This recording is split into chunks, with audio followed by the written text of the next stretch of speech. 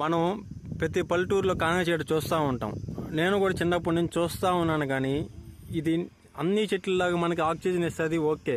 కానీ దీని వల్ల ఏంది ఉపయోగాలను తెలుసుకుందాం అనేసి ఈరోజు మా మామని అడిగాను. మా మామ మీకు చెప్తాడు, వినండి. మనం చిన్నప్పుడు చదువుకునేటప్పుడు మనకి ఒక ఎగ్జాంపుల్ చెప్పేది ఏంటంటే కిరణజన్య సమయక్రియ జరిగేది ఒక కానగ చెట్టు కిందనే. ఎగ్జాంపుల్ ఈ ఆకును చూసామంటే కిరణజన్య సమయక్రియ జరుగుతుందో లేదో మనకు తెలిసిపోతుంది అనమాట. ఇప్పుడు కిరణజన్య సమయక్రియ అనేది ఏంది, ప్రతి ఒక్కరు ఏంటంటే 6వ తరగతి నుంచి 8వ తరగతి దాకా మనం తెలుసుకోవాల్సిన విషయం ఏంటంటే ఒక కిరణజన్య సమయక్రియ ఒక సూర్యరశ్మి ద్వారా చెట్టుల్లో జరిగే ఒక ఇదినే మనం కిరణజన్య సమయక్రియ అని అనుకుంటాం కదా. ఆ కిరణజన్య సమయక్రియ అంటే ఏంది, చెట్టు ఫలదీకరణం చెంది ఒక పుష్పంగానో లేదా ఒక కాయ రూపంలో జరగాలంటే మనకు ఒక చెట్టుకి కిరణజన్య సమయక్రియ అనేది చాలా ఇంపార్టెంట్.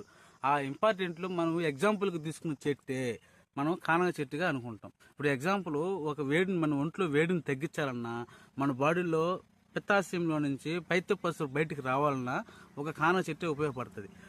కానగ చెట్టు పుల్లని మనం పళ్ళు దమ్ముకుంటే ఏమవుతుంది,